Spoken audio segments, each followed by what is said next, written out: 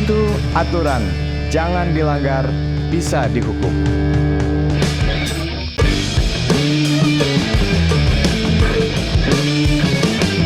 Hukum itu aturan, jangan dilanggar, bisa dihukum.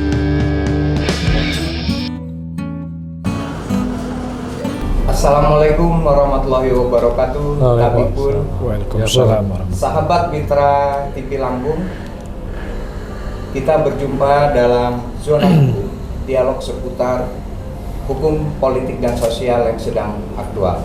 Hari ini bertempat di Warta Kopi, satu komplek dengan gedung BPU Provinsi Lampung.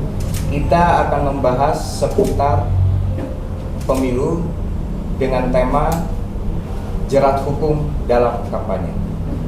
Bersama saya telah hadir dua narasumber yang sangat berkompeten dari KPU Provinsi Lampung dan juga dari Bawaslu Provinsi Lampung. Saya kenalkan kepada sahabat mitra TV. Pertama, Bung Ali Sidik, SSOS MIP. Selamat datang. Selaku Kepala Divisi Hukum dan Litbang KPU Provinsi Lampung. Ya. Di sebelah kanan saya persis, Koordinator Divisi Hukum dan Diklat Bawaslu Lampung, Bung Suhairi SIP. Assalamualaikum warahmatullahi wabarakatuh. Waalaikumsalam. Selamat datang Bung Ali, Bung Suhairi. Siap. Terima kasih kesediaannya untuk kita berdialog. Kita memberi pencerahan kepada masyarakat mengenai soal kampanye yang nanti ya bulan November baru akan dimulai ya. Tapi tentunya sudah ada persiapan bagaimana itu yang nanti akan kita bincangkan bersama. Tapi sahabat mitra TV, sebelum itu biar suasana ngobrol ini lebih santai, kami izin untuk pesan kopi dulu sejenak ya. Mbak, tolong. Ya, silakan. Ya.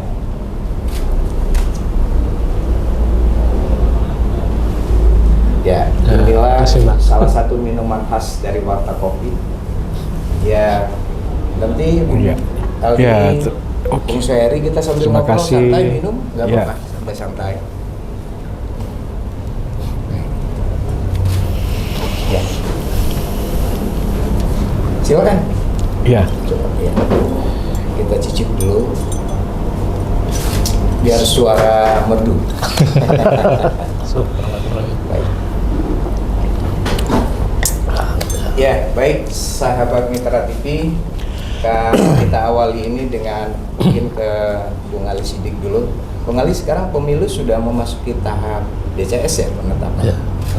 Sudah diumumkan. Iya, pemilu untuk tahapan pemilu saat ini memang sudah memasuki tahapan pengumuman daftar calon sementara atau DCS untuk pemilu anggota DPR dan DPD Provinsi Lampung sendiri.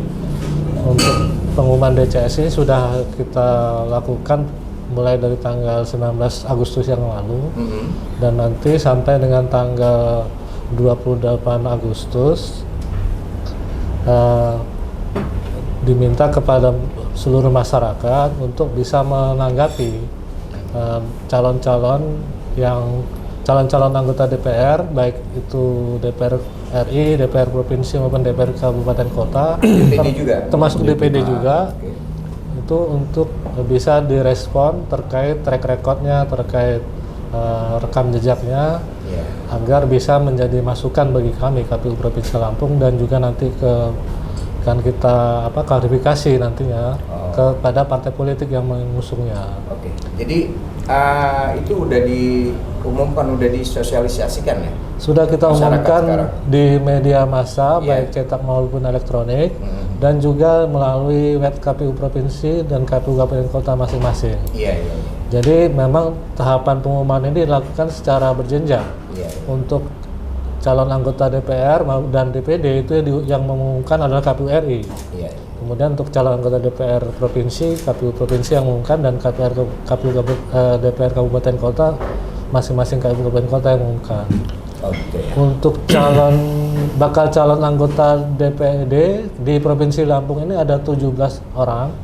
Kemudian untuk bakal calon anggota DPR Provinsi itu ada lebih dari 900 orang. 900 Ya, orang. dari 18 partai politik yang ada di Provinsi Lampung. 900 orang Ya. provinsi. Provinsi. Untuk memperebutkan berapa kursi itu? 85. 85. Berapa per berapa itu? Sahabat Mitra TV hitung sendiri. Perbandingannya Ya, sekali luar biasa, ya. Luar biasa 18 parpol Partai ya. politik. Ya, partai partai politik. Perebutkan 85 Kursi. di tingkat provinsi. Ya, memang Iya. kalau Kalau di tingkat pusat berapa sekarang? Ada Kuota untuk DPR RI? 20.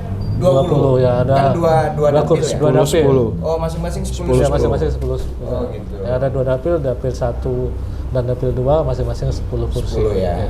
Oh, iya. Itu ada perubahan nggak dari 5 tahun yang lalu? Tetap segitu ya? Masih, tetap seperti ya? itu, ya. Masih ya? Masih. Kemarin kan ada memang gugatan ke MK ya untuk Iya. merubah dapil, tapi tidak berpengaruh untuk keputusan di dapil RI karena dapil RI kan bagian dari lampiran Undang-Undang 7. Oke.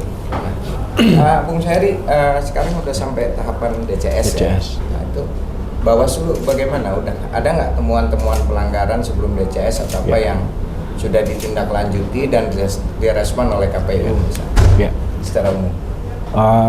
Sesuai aturan Iya. DCS diumumkan itu kan 3 hari kerja Iya. setelah DCS ditetapkan. Hmm.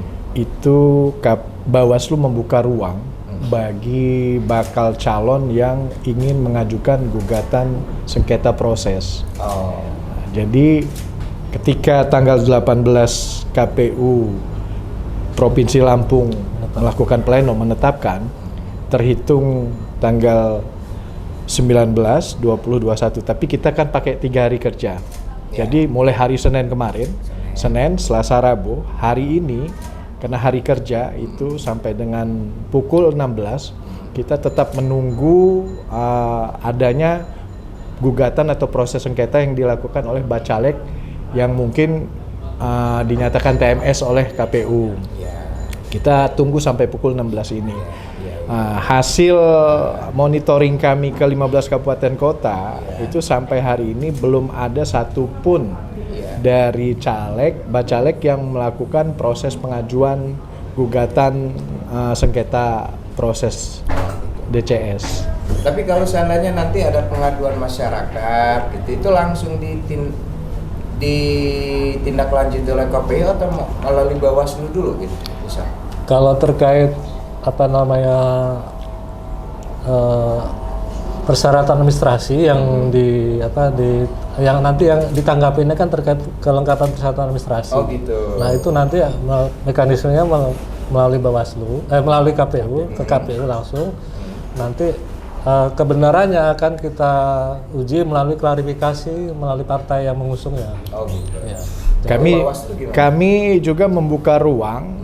Kami membuka ruang pengaduan di tiap-tiap kabupaten kota dan di Bawaslu provinsi. Kita ada posko pengaduan terkait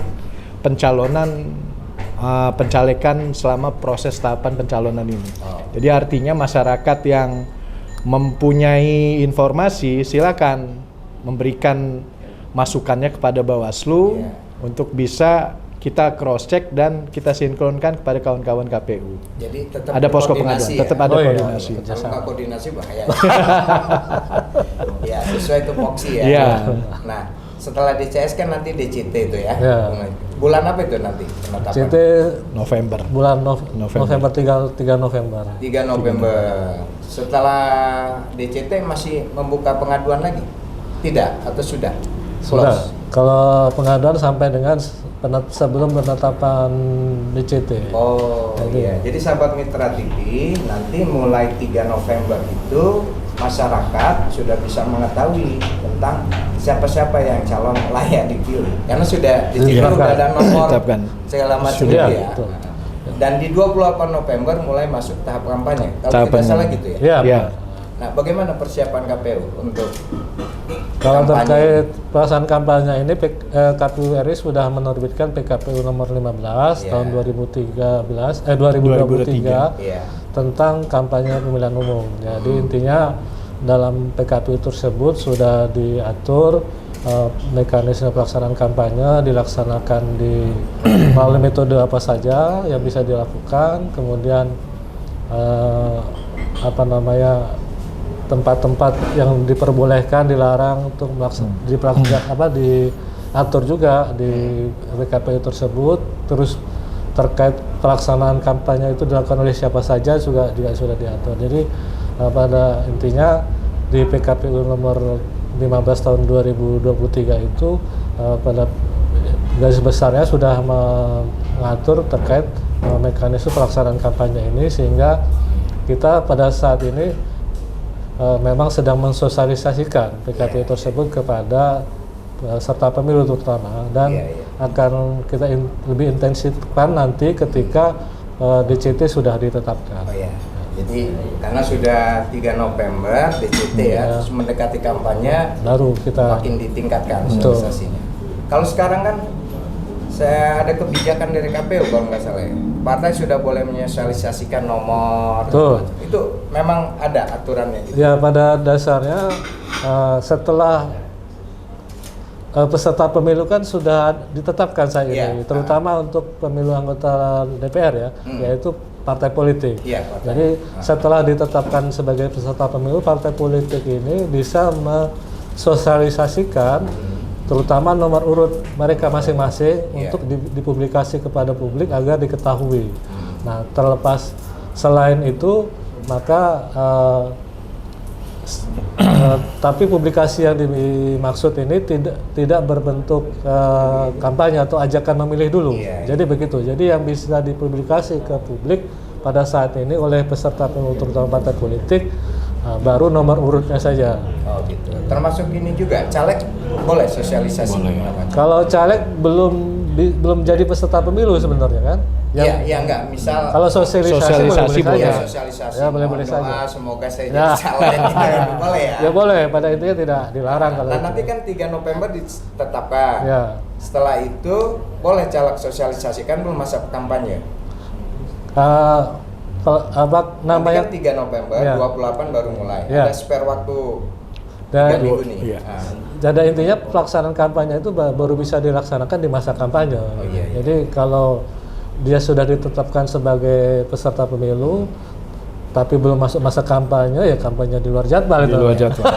Nah kalau kampanye di luar jadwal ada sanksinya nggak nih? Yang jelas kampanye di luar jadwal itu termasuk salah satu pelanggaran kampanye. Nah, jadi jelas sanksinya menurut pasal 280 Undang-Undang 7 2017 tentang pemilu bahwa salah satu pelanggaran kampanye itu adalah berkampanye di luar jadwal.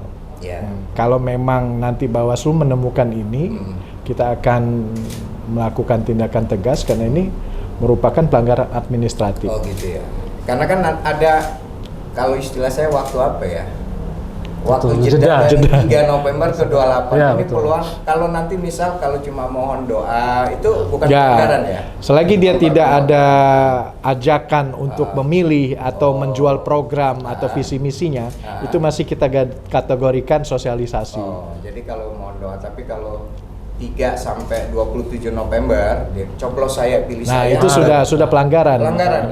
Atau coblos partai pelanggaran. Ya, itu kan pelanggaran. Itu yang saya maksud tadi. Setelah DCT ditetapkan, nanti kita akan lebih intens untuk melakukan koordinasi dengan peserta pemilu, yaitu dari tanggal 3, setelah tanggal 3 dan sampai tanggal 27 itu untuk memastikan proses pelaksanaan kampanye ini berjalan dengan baik gitu. Sahabat Mitra TV, memang salah satu tahap pemilu yang krusial yang berpotensi terjadi riak-riak yang cukup beraneka ragam itu adalah kampanye gitu. Nah, Bawaslu itu tentunya sudah melakukan persiapan sebagai lembaga yang dikasih kewenangan untuk mengawasi penyelenggaraan itu. Bagaimana persiapannya dari sisi SDM dan lain-lain? Ya, kalau kami sendiri di Bawaslu sudah merancang ada divisi, dalam hal ini adalah divisi pengawasan yang menjadi PIC dalam hal ini untuk mengawasi seluruh rangkaian pra-kampanye, kampanye dan pasca kampanye. Pra-kampanye itu sebelum tanggal 28 November 2023. Masa kampanye itu 75 hari dari 28 November sampai dengan 10 Februari 2024. kemudian masa tenang. Nah, ini kita sudah menyiapkan tugas petugas yang memang untuk melakukan pengawasan intens. Intens. Dari kelurahan semua macam ya. Kita sudah siapkan perangkat itu. Dan kami pun nanti akan mencoba dengan kawan-kawan partai politik melakukan elaborasi bahwa kami akan mensosialisasikan ini loh aturan kampanye sesuai PKPU nomor 15 tahun 2023. Apa yang boleh, apa yang nggak boleh. Termasuk yang terakhir ada keputusan MK nomor 65 yang memperbolehkan berkampanye di kampus atau di tempat pendidikan ataupun di fasilitas pemerintahan yang tidak diakomodir hanya di tempat-tempat ibadah. Rumah ibadah. Pendidikan boleh. Boleh. Iya, kampus. Nah, pendidikan boleh, fasilitas pemerintah boleh. Tapi untuk rumah ibadah tidak boleh. Dengan catatan mendapat persetujuan dari penanggung jawab tempat yang akan dilaksanakan tepat dan tidak menggunakan atribut partai ataupun menjual program boleh. Oh gitu. Iya. Boleh. Ya, sahabat Mitra TV, ini semakin menarik perbincangan ini, tapi kami akan jeda sejenak. Jangan kemana-mana, Zona Hukum segera kembali. Silakan. Terima kasih.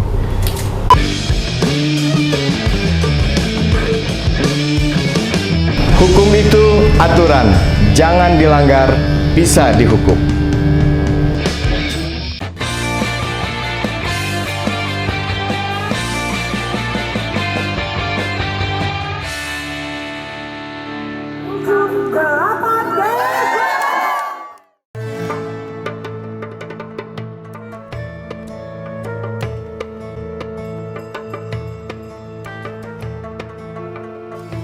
Saksikan ngaji kitab kuning bersama Ustadz Pondok Pesantren hanya di Mitra TV.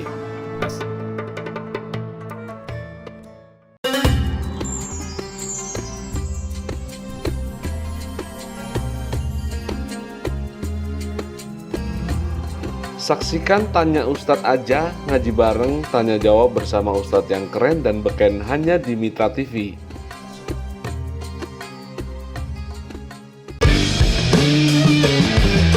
Hukum itu aturan, jangan dilanggar, bisa dihukum. Saksikan talkshow tentang hukum teraktual hanya di Mitra TV.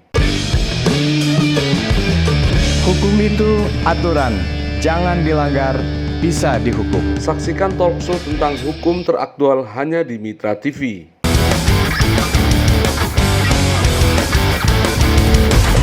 Saksikan program olahraga yang dikemas secara menarik hanya di Mitra TV.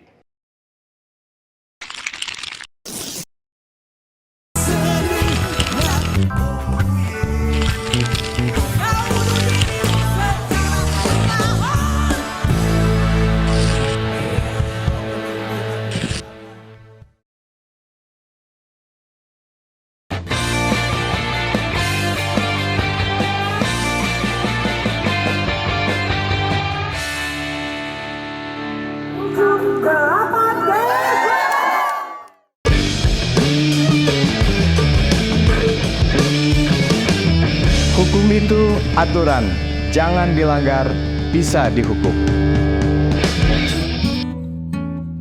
Sahabat Mitra TV, Anda bersama kami kembali di Zona Hukum. Kita lanjutkan perbincangan seputar kampanye, jerat hukum dalam kampanye. Ke Bung Ali Siddiq lagi nih. Itu kalau kampanye itu kan biasanya ada pembagian jadwal atau zona, itu gimana ya? Memang terkait kampanye ini kaitannya dengan pembagian jadwal tadi ya, ada beberapa metode kampanye yang bisa dilakukan oleh peserta pemilu. Nah, khusus untuk pembagian jadwal ini KPU hanya mengatur pembagian jadwal kampanye untuk pemilu yang bersifat atau dengan metode rapat umum.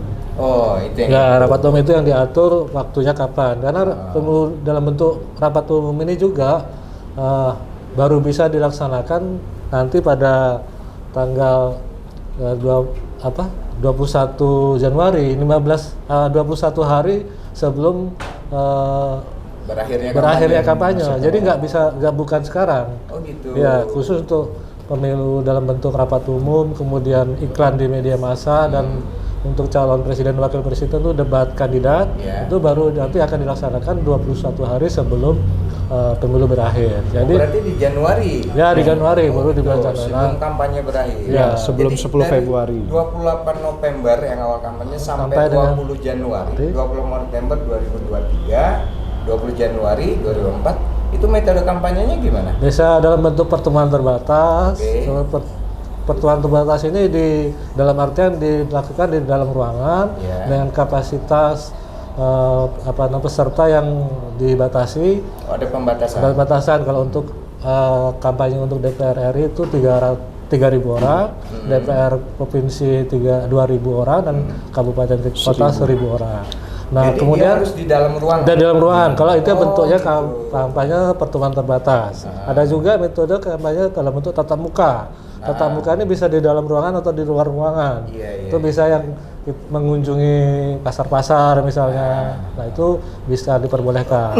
Ada juga kampanye yang bentuknya penyebaran bahan kampanye. Bahan kampanye ini seperti brosur, kemudian kaos gitu ya, kemudian alat penutup kepala dan sebagainya, dan nilai nominalnya per buah itu tidak boleh lebih dari 100.000. Nah, kemudian ada juga kampanye dalam bentuk pemasangan alat peraga. Nah, untuk pemasangan alat peraga ini bentuknya bisa spanduk, bisa umbul-umbul, dan billboard baliho.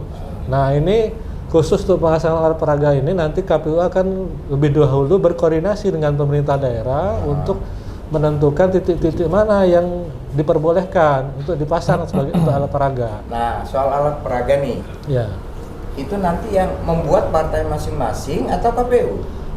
Pada dasarnya untuk partai yang 18 ya. Pada dasarnya berdasarkan PKPU nomor 15 2023 itu seluruh bahan dan alat peraga kampanye itu diproduksi oleh peserta pemilu masing-masing. Jadi KPU pada saat ini itu sifatnya hanya memfasilitasi untuk pemasangannya tadi di mana lokasinya gitu.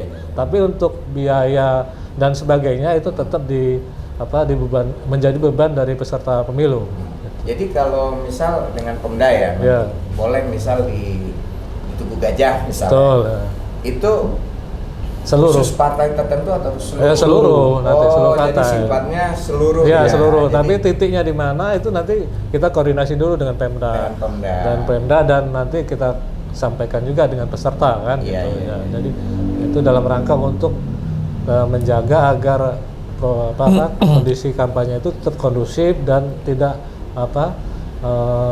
mengganggu estetika kan gitu, dan kenang kota, dan yang paling penting tidak melanggar aturan. Nah itu Bung Syahri tadi kan Bung Ali Siddiq nyinggung sedikit tentang barang 100.000. Mungkin bisa jelaskan bentuk-bentuk barang yang boleh, kemudian Bawaslu ini terutama mengawasi itu untuk memastikan 100.000 alatnya itu kira-kira gimana? Barangnya boleh bentuk apa aja? Jadi 100.000 itu tadi bukan hanya satu barang. Misalnya dia memberikan ada topi, ada kaos, kemudian ada jaket. Nah, kalau 3 barang ini dikonversikan ke dalam bentuk rupiah lebih dari 100.000, nah ini salah satu diduga ada pelanggaran administrasi. Jadi kita aturan dalam undang-undang di PKPU 15 itu juga jelas bahwa seluruh barang alat peraga kampanye itu yang dibagikan kepada masyarakat itu tidak boleh melebihi 100.000. Ketika melebihi 100.000 artinya diduga ada pelanggaran administrasi yang dilakukan oleh peserta pemilu. Berarti nanti unsur pengawas dari bawah PKD pengusulan desa itu benar-benar harus kontrol itu Insya Allah kita sudah melakukan training kepada mereka bahwa apa saja yang boleh dibagikan, apa saja yang tidak boleh, termasuk sembako. Ketika itu pada masa kampanye, itu tidak boleh ada pembagian sembako. Jadi sahabat Mitra TV, hati-hati kalau menerima sembako, ketika kampanye itu tidak boleh. Tidak boleh. Penerima ada sanksinya juga. Penerima ada sanksi, yang memberikan ada sanksi. Apalagi kalau uang. Sahabatnya. Ini kita harus, masyarakat harus mengetahui ini. Tapi kalau diterima muk, tutup pala, Iya, muk ya? boleh. Oh, gitu. Kalender, boleh ya. sendal misalnya ada sendal jepit, ada tanda gambar, ada foto, boleh. Oh iya. Baik. Nah, terus saya pernah membaca sepintas katanya kan Panwascam ya. Ada kewenangan untuk menyelesaikan cepat, misal kalau ada ribut antar peserta kampanye, itu gimana tuh batasannya? Di Panwascam diberikan kewenangan untuk proses sidang cepat. Gimana tuh? Kalau dulu itu semua proses ada di level kabupaten. Tapi kalau sekarang kita tidak berikan kewenangan, Perbawaslunya tidak memberikan kewenangan untuk Panwascam melakukan proses sidang cepat, maka akan terjadi tumpang tindih dan banyaknya gugatan sengketa proses. Oleh karenanya, dalam waktu 2 kali 24 jam ketika ada proses sengketa yang bisa diselesaikan oleh Panwascam, maka Panwascam harus melakukan dari proses pendaftaran, registrasi, kemudian mediasi, sampai dengan penetapan putusan bahwa dinyatakan bersalah atau tidak bersalah. Itu prosesnya 2 kali 24 jam pendaftaran, kemudian putusan itu 3 kali 24 jam. Berarti paling lama 5 hari sudah ada putusan sengketa proses tersebut. Itu kalau contohnya apa kira-kira? Kan nggak semua kewenangan Panwascam. Ya, gitu. Ya misalnya nanti dalam proses kampanye, si A misalnya partai A ini memasang di titik yang sudah ada penentuan titik oleh Bawaslu dan KPU, tapi ini dilanggar. Nah, dilaporkan oleh partai B, partai lain. Nah, ini kan terjadi proses sengketa. Nah, itulah sanksinya cuma bentuk pindahin dong, pindahin, atau cabut gitu ya? gitu. Oh iya. Ya, baik. Nah, kalau nanti ada pelanggaran Bung Ali Siddiq, itu KPU di kampanye ya, bisa langsung menjatuhkan sanksi atau melalui koordinasi dengan Bawaslu? Ya, pada prinsipnya KPU ini kan penyelenggara tahapan teknis ya. Jadi kalau terkait penegakan hukum itu termasuk pemberian sanksi tadi, kewenangan ada di teman-teman di Bawaslu dan lembaga hukum yang lainnya di Gakumdu. Ya, kalau untuk pidana pemilu. Jadi intinya kalau terkait pelanggaran pemilu ini, KPU sifatnya menerima rekomendasi dari Bawaslu atau melaksanakan putusan dari penegak lembaga penegak hukum yang sudah berkekuatan hukum tetap. Pada intinya tidak bisa melakukan penindakan langsung karena bukan menjadi kewenangan kami itu. Jadi seperti tadi ya, karena ini kemungkinan itu akan sering terjadi nih di level bawah terutama yang pasang-pasang yang dilarang tidak ya. Jadi misal tadi Panwascam sudah memutuskan langgar gitu. Harus pindah, copot, terus membandel. Itu KPU bisa nggak menyaksikan? Udah, kamu nggak usah pasang-pasang lagi gitu. Karena intinya si Bawaslu nggak bisa. Intinya Bawaslu memberikan rekomendasi apa? Kalau itu bentuknya pelanggaran administrasi kan pelanggaran administrasi yang seperti apa kan? Nah, nanti pada prakteknya kita akan melakukan kajian dulu juga kan terkait apakah memang bisa kita lakukan pemberian sanksi seperti yang direkomendasikan, gitu.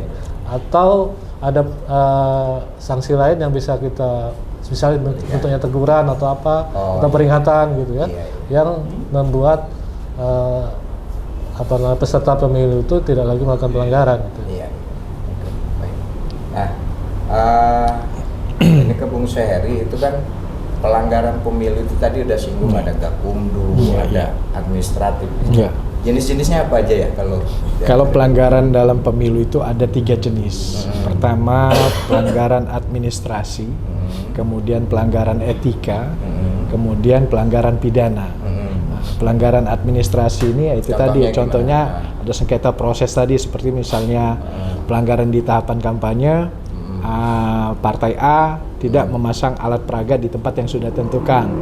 Itu salah satu pelanggaran administrasi. Kalau selisih suara, misal ada ribut penghitungan suara, belum akhir ya? Belum.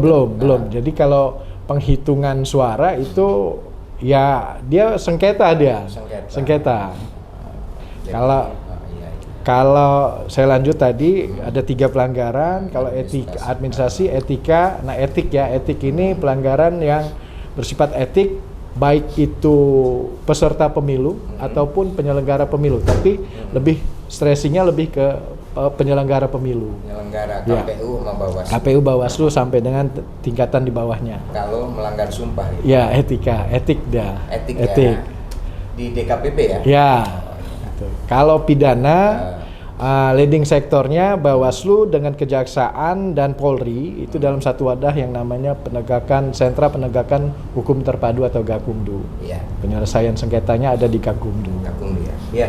Sahabat Mitra TV, mungkin kita pernah baca berita atau menonton berita tentang ada pemilu yang terdahulu, misal ada yang sampai di penjara karena menerima uang segala macam. Nah ini mungkin supaya itu tidak terjadi lagi di pemilu mendatang, mungkin Bung Seri bisa menjelaskan itu kok bisa menerima uang atau bisa di penjara, itu memang ada aturannya? Ya, yang jelas money politik ini termasuk pidana pemilu.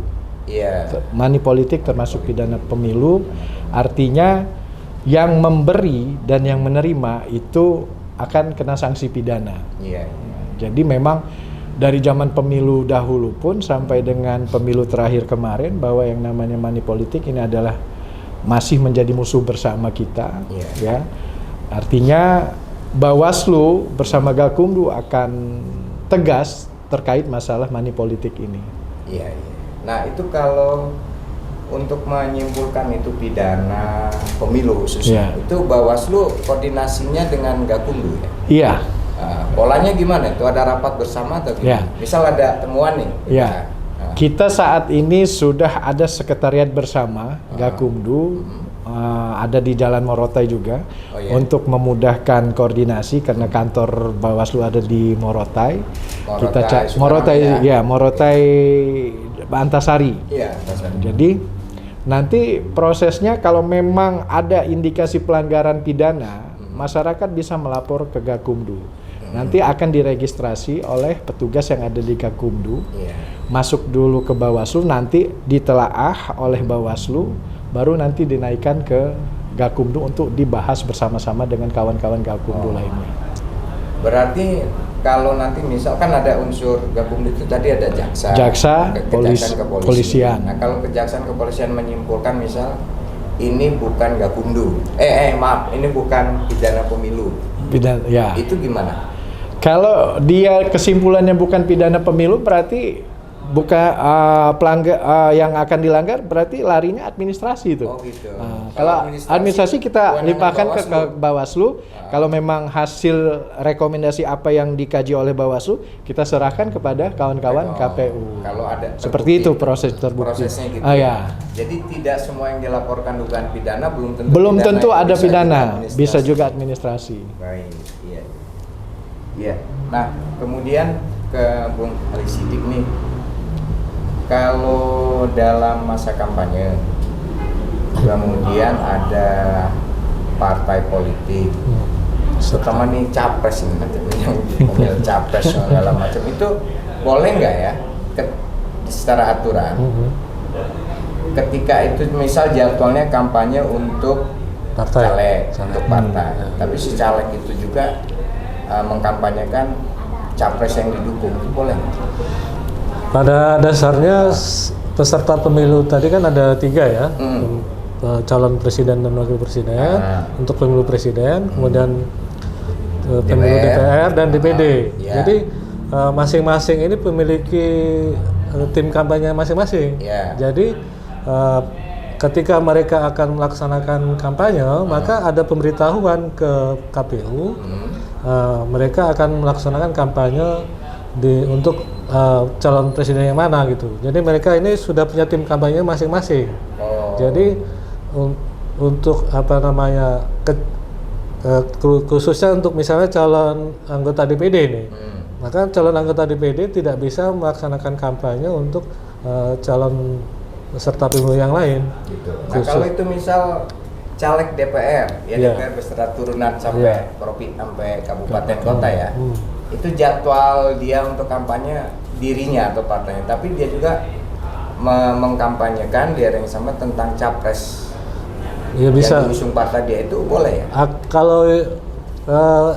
Kalau kampanye calon presiden ini kan bisa dilakukan oleh partai pengusungnya. Iya. Nah, partai pengusungnya ini kan bisa saja juga peserta pemilu untuk pemilu DPR. Gitu. Jadi ya. dibolehkan.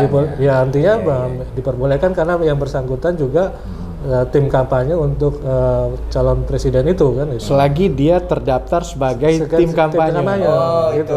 Ya, selagi terdaftar Jadi sebagai bisa ya? pelaksana kampanye. Tapi nanti ada juga jadwal khusus yang untuk kampanye capres Capres. cawapres. Ada. Ya itu tadi terutama yang terlihat itu nanti ketika kampanye dalam bentuk rapat umum. Iya, Nanti iya. kita akan bisa atur waktunya kan. Iya, Kalau terkait kampanye yang tadi pertemuan terbatas itu kan seluruh wilayah bisa dilakukan oleh Iya, dan waktunya juga tidak dibatasi. Iya, iya. Jadi untuk calon kampanye untuk yang bersifat rapat umum itu nanti yang 21 hari itulah nanti akan terlihat oleh publik biasanya di momen itu. Apakah itu kampanye presiden atau kampanye DPR RI. Oke. Ada yang terlupa saya tanya, kan kalau jadwal 28 November 2023 sampai 10 Februari. 10 Februari kan, gitu kan. Kalau jamnya boleh nggak malam kampanye? Oh nggak boleh. Nggak Oh boleh. iya, batasan jam. Ini sahabat Mitra TV kita perlu tahu nih jam. Sampai pukul 18. Ya. Dari pagi Dari pukul 8 Pukul 8 sampai pukul 18. Oh, di atas itu pelanggaran. Sebelum dan sebelum pukul 8 dan setelah pukul 18 itu Oh pelanggaran. gitu ya. Oh iya. Jadi sahabat Mitra TV, kalau nanti ada caleg berkampanye di atas jam 7 laporkan, itu pelanggaran. Gitu ya kira-kira ya. Iya. Jangan takut. Ya. Nah, ini sebelum kita lanjut ke lebih detail, kalau kita mundur belakang dikit, kalau waktu kampanye 5 tahun yang lalu 2019 gimana tuh suasana menurut Bung Sidik? Banyak nggak pelanggaran di Lampung? Pertanyaannya lebih tepat ke Bawaslu. Kalau pelaksanaannya gimana? Ya. Secara umum pelaksanaannya. Secara umum ya. Sambil Bung. Iya. Masyarakat publik bisa mengetahui kan bagaimana hiruk-pikuknya, karena pemilu 2019 itu kebetulan kan kandidat terutama presiden kan cuma 2, jadi itunya gesekannya itu sangat terasa di masyarakat. Nah itulah yang sebenarnya perlu kita antisipasi sampai sekarang saat ini. Bagaimana supaya gesekan-gesekan yang terjadi di 2019 itu tidak terulang di pemilu kita untuk 2024 ini. Kemarin kerasa banget ya. Terasa sekali. Kita merasakan. Nah, tapi kalau secara pelanggaran 2019 gimana? Kalau saya melihatnya untuk Lampung masih dalam indeks kerawanan yang normatif lah ya. Normatif. Hanya saja memang kemarin waktu kami pemetaan IKP, karena Lampung ini masuk 5 besar yang rawan. IKP itu indeks kerawanan pemilu. Itu 5 besar kita. Jadi sudah kami petakan nanti itu isu-isu SARA, isu-isu politik identitas ini yang perlu kita lakukan intens sosialisasi ke bawah untuk bisa menekan potensi-potensi keributan karena isu-isu SARA dan politik identitas itu. Oh iya. Iya. Nah, tentunya kan ada juga nanti yang sering itu kan ASN, TNI, Polri, gimana tuh nanti kalau kampanye kan harus netral segala macam ya. Tapi sahabat Mitra TV, kita sebelum membahas soal ASN, polisi, tentara yang terlibat atau tidak terlibat kampanye, kami jeda dulu sejenak. Jangan kemana-mana, Zona Hukum segera kembali.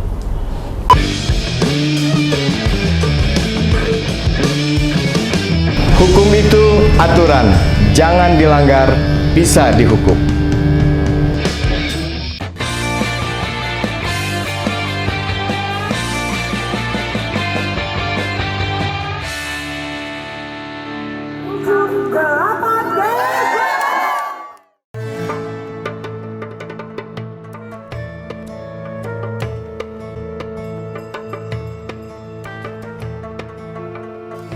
Saksikan ngaji kitab kuning bersama Ustadz Pondok Pesantren hanya di Mitra TV.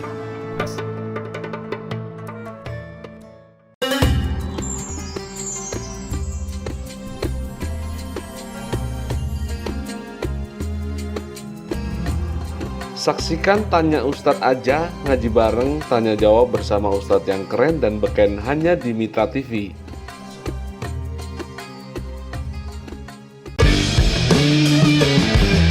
Hukum itu aturan, jangan dilanggar, bisa dihukum. Saksikan talkshow tentang hukum teraktual hanya di Mitra TV.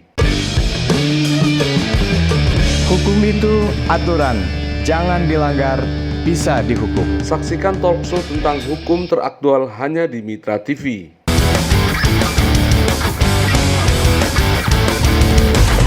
Saksikan program olahraga yang dikemas secara menarik hanya di Mitra TV.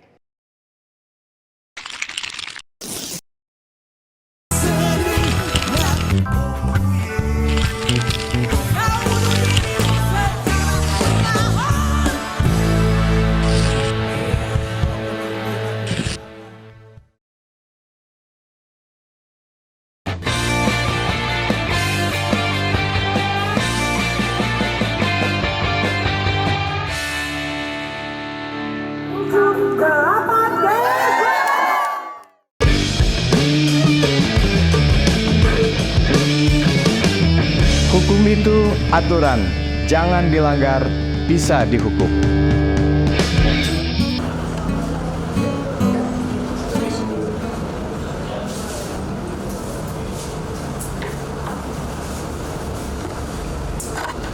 Sahabat Mitra TV Lampung, kita lanjutkan dialog tentang jerat hukum dalam kampanye. Ke Bung Suheri, Siap. tadi sudah ceritakan tentang jenis pelanggaran. Nah, itu kan kalau masyarakat mau melapor gimana tuh? Ya. Apakah harus ke Bawaslu provinsi atau gimana? Ya, terima kasih. Ya. Jadi Bawaslu dari tingkat RI sampai dengan PKD, terutama sampai dengan Panwascam, kita membuka ruang pengaduan, posko pengaduan terkait seluruh tahapan yang ada atau sedang berlangsung. Dan terkait nantinya ketika kampanye ataupun pada saat pelaksanaan kampanye itu ditemukan oleh masyarakat adanya pelanggaran-pelanggaran yang dilakukan oleh peserta pemilu, masyarakat bisa mengadukan secara online ataupun langsung mendatangi kantor Panwascam setempat untuk melaporkan secara manual. Kalau online itu ada yang namanya SIPS, Sistem Informasi untuk pelaporan atau pelaporan sengketa. Itu bisa masyarakat bisa mengakses itu. Jadi di SIPS di bawah Bawaslu ya. Di bawah Bawaslu. Oke. Nah, itu nanti akan ada format bagaimana proses melapor. Yang saya tahu itu melaporkan kejadian di mana, indikasi pelanggarannya apa, disertai bukti-bukti, kemudian ada identitas pelaku dengan melampirkan KTP. Gitu. Ya. Terus pelapor juga harus jelas ya. Pelapor harus jelas, makanya harus ada identitas KTP dengan menunjukkan KTP. Tapi kalau seandainya kadang ada kan masyarakat yang takut tuh, dia melaporkan ada ini tuh, Bawaslu gimana menyikapinya? Apa melakukan cross check ke bawah, benar nggak sih ini? Kalau misalnya memang ada dugaan pelanggaran dan ini Bawaslu mengetahui, ini yang kita kategorikan informasi awal. Nah, adanya informasi awal ini kita wajib melakukan penelusuran. Baik itu ada laporan ataupun tidak ada laporan dari masyarakat. Ketika Bawaslu sampai dengan perangkat di bawahnya sampai dengan Panwascam itu mengetahui adanya dugaan pelanggaran, maka ini dijadikan yang namanya informasi awal. Berangkat dari informasi awal ini, perangkat Bawaslu sampai dengan Panwascam bisa melakukan cross check ke lapangan, melakukan klarifikasi, melakukan pemanggilan, dan menentukan nanti itu tadi ada misalnya sidang cepat diputuskan. Dikategorikan bersalah atau tidak. Jadi sumber pengaduan itu bisa pengaduan masyarakat. Masyarakat bisa temuan Bawaslu. Informasi awal. Jadi kalau masyarakat awal cukup melapornya di Panwascam. Panwascam bisa. Ya, jadi gitu sahabat Mitra TV, begitu ada ini cari alamat pampasan terdekat, atau kalau tidak mungkin bisa minta dibantuan apa? Ada pengawas kelurahan ya? Ya, PKD boleh. Melalui online. Online. Ada SIPS tadi SIPS. namanya ya, itu semua bisa diakses oleh masyarakat gitu. Ya. Nah, tadi udah saya singgung sedikit tentang yang selalu jadi isu ya, yang selalu jadi permasalahan tiap kampanye nih. Tentang ASN, TNI Polri, selalu aja ada perangkat desa yang dianggap tidak netral. Nah, saya tanya dulu ke KPU nih. Kalau KPU untuk kampanye ada nggak aturan yang tegas bahwa polisi nggak boleh, Jurkam, ASN nggak boleh, ada kayak gitu? Oh, ada, jelas itu diatur di PKPU nomor 15 tahun 2023 tadi. Ada pihak-pihak yang dilarang untuk dilibatkan dalam kegiatan kampanye. Itu pertama direksi Bank Indonesia kalau di tingkat pusat kan, ada kemudian komisaris dari BUMN dan BUMD, kemudian Jaksa Agung dan sebagainya, dan juga aparat penegak hukum, termasuk juga tadi anggota TNI dan Polri, ASN, dan juga perangkat desa, termasuk lurah, kepala desa, lurah, kemudian dan perangkatnya, dan juga anggota badan musyawarah desa. Nah, itu semua tidak boleh dilibatkan dalam sebagai penyelenggara kampanye. Ya, atau apa istilahnya, Jurkam atau Timses gitu ya? Ya, betul. Tim kampanye atau pelaksana desa. Ada, karena itu nanti akan melanggar ketentuan pasal itu, dan di peraturan KPU nomor 15 tadi sudah jelas disebutkan mereka ini tidak bisa, atau terutama tadi kepala desa misalnya, tidak bisa mengambil keputusan yang bisa menguntungkan atau merugikan peserta pemilu. Nah, gitu. Jadi semua itu sudah ada diatur di KPU yang ada. Nah, itu kalau seandainya nanti kan peserta pemilu khususnya parpol kan itu wajib ya memberikan nama Oh iya, betul. Tim kampanye, tim suksesnya. Jadi menyerahkan nama-nama sebagai pelaksana kampanye. Peserta pemilu itu wajib menyerahkan nama-nama pelaksana kampanye dan tim kampanye nanti kepada KPU paling lama 3 hari sebelum dimulainya masa kampanye. Nah, seandainya itu ada, terus ternyata ada info atau pengaduan ke KPU, ini polisi loh, ini ASN di dalam itu KPU berhak menganulir atau diserahkan ke Bawaslu. Begitu tahu gitu loh, ini ternyata ada kades nih, Jurkam, dimasuk di SK itu, ternyata ini ada ASN, itu gimana? Ya, kalau memang itu salah satu bentuk pelanggaran, ya pasti nanti kita teruskan ke Bawaslu untuk melakukan prosesnya, karena pasti nanti ada bentuk penanganan pelanggaran yang dilakukan, apakah ada unsur pidananya dan segala macam kan. Nah, nanti setelah ada rekomendasi dari Bawaslu terkait yang bersangkutan, kalau dia sifatnya administratif berarti kan nanti diserahkan kepada KPU lagi untuk menindaklanjuti. Salah satunya tadi itu kalau administrasi mungkin mencoret nama yang bersangkutan di tim kampanye. Nah, Bung Syahri, tentang netralitas nih, ASN itu kan tidak berpihak, tapi dia punya hak untuk memilih. Kalau TNI Polri sama sekali nggak ada ya. Nah, kalau ASN ternyata melanggar, kalau pidana kan ada gabungan.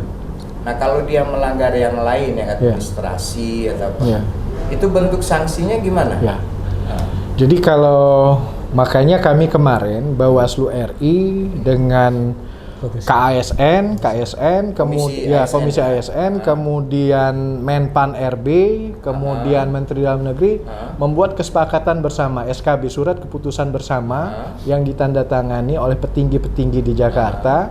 Salah satu poinnya itu terkait ASN yang tidak netral, itu ada sanksi kalau dia memiliki jabatan struktural bisa dicopot dalam jabatannya kalau dia tidak memberikan izin atau cuti untuk membantu pelaksanaan kampanye. Nah, itu salah satunya bisa mencopot. Kalau dia tidak mempunyai jabatan, itu dia bisa diberikan sanksi administrasi, misalnya ada penurunan gaji atau penurunan golongan.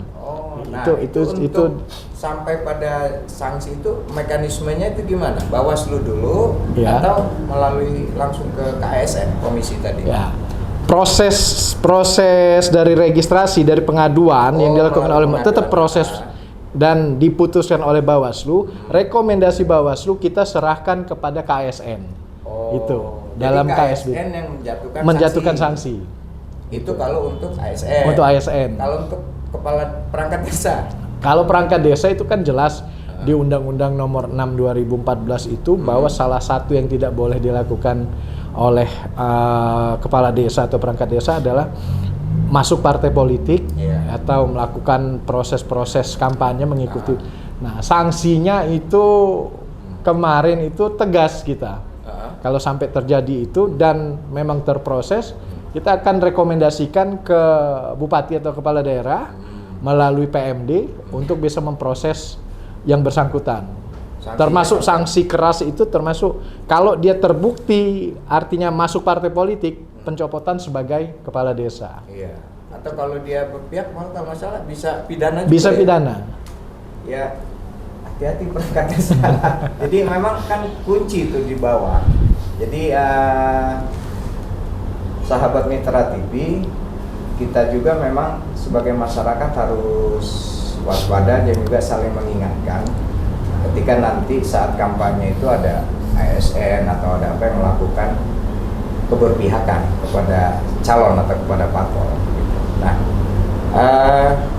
terakhir nih saya kepada Bung Ali Siddiq, yang paling hot kalau di kampanye itu kan soal kampanye hitam, black campaign yang menjelek-jelekan parpol lain atau calon lain. Kemudian juga tentang money politik. Nah, himbauan dari Bung Ali Siddiq, PU, bagaimana supaya ini tidak terjadi? Ya, yang pertama terkait campaign atau kampanye hitam itu memang menjadi musuh kita bersama ya untuk mengatasinya gitu, artinya terutama kepada peserta pemilu ya, kami sebagai KPU itu menghimbau agar tidak menggunakan cara-cara yang tidak patut termasuk black campaign ini untuk dalam proses kampanye, karena nantinya akan merusak kebersamaan kita, merusak persatuan, dan yang pasti memperkeruh situasi. Jadi kita menghimbau kepada terutama peserta pemilu untuk bisa melaksanakan kampanye dengan baik, kampanye yang bersih dan lebih mengedepankan visi misi dan program kerja dalam menarik simpati dari pemilih. Kemudian kepada pemilih juga kita meminta agar lebih cerdas untuk merespon atau menanggapi berita-berita yang beredar yang belum tentu kebenarannya. Medsos ini bahaya. Ya, medsos ini kan. Jangan mudah untuk segera membagi. Jadi berita-berita yang belum kita konfirmasi kebenarannya. Lebih baik dikonfirmasi dulu terkait berita yang kita terima, kita pastikan kebenarannya, dan akan lebih baik jika yang kita share itu adalah berita yang baik dan mendidik. Dan untuk yang sifatnya kampanye hitam, yang berita-berita hoax dan sebagainya, untuk konsumsi pribadi saja. Jadilah pemilih yang cerdas. Jadi sahabat Mitra, jadilah peserta pemilu yang cerdas juga, yang menjual gagasan. Betul. Jadilah pemilih yang cerdas, melihat mana yang paling tepat untuk menjadi dipilih. Dipilih. Gitu. Ya. Nah, kalau Bung Seri bagaimana nih supaya black campaign lah, politik uang itu supaya nggak terjadi pencegahannya, himbauan? Ya. Kalau kami dari Bawaslu, black campaign dan money politik ini sama seperti rekan kami Ali Siddiq tadi, ini menjadi musuh kita bersama. Menjadi musuh kita bersama, bagaimana kita bisa menanamkan di diri kita lah sebagai pemilih untuk bisa tegas menolak yang namanya money politik, tegas menolak yang namanya black campaign. Artinya marilah kita sama-sama mensukseskan pelaksanaan pemilu ini memilih dari caleg-caleg yang ada, calon presiden yang ada, yang sesuai dengan hati nurani. Yang kita lihat itu program kerja mereka, visi misi mereka, bukan ada apa-apa yang diberikan mereka kepada kita sebagai pemilih. Jadi itu ya intinya, kita masyarakat khususnya pemilih juga udah harus dari awal udah bisa harus memahami tentang apa-apa yang boleh dan tidak boleh dalam masa kampanye. Nah itu juga sedikit banyak membantu KPU dan Bawaslu dalam pengawasan dan pelaksanaan kampanye yang kondusif lah ya. Itu ya.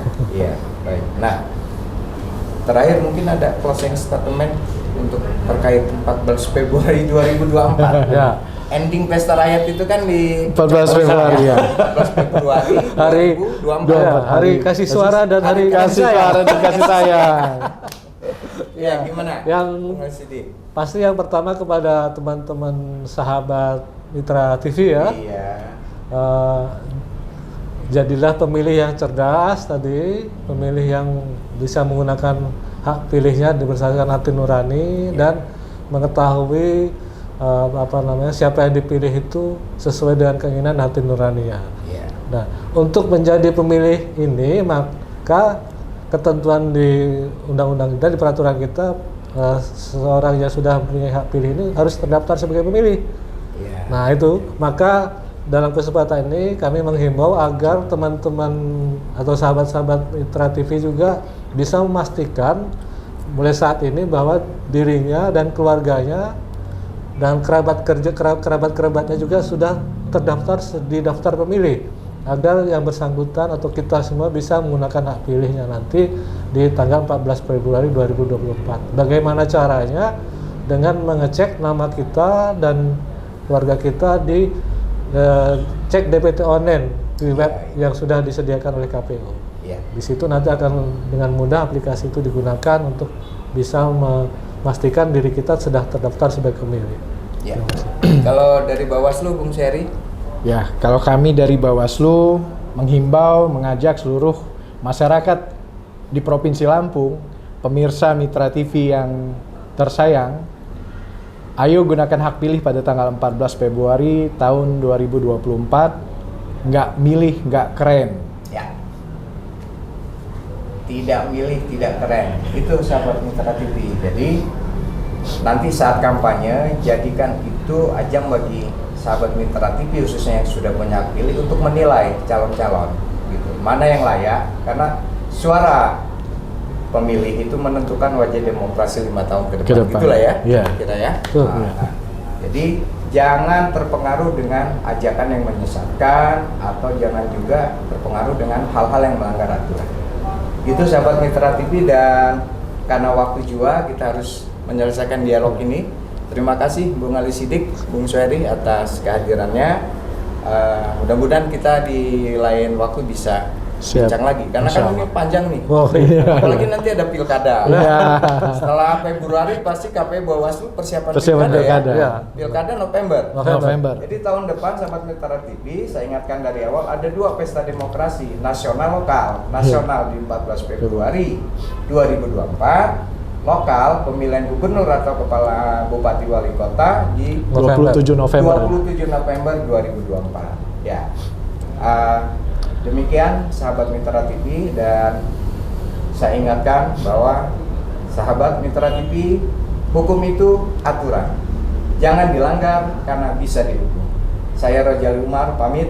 Wassalamualaikum warahmatullahi wabarakatuh. Waalaikumsalam warahmatullahi wabarakatuh.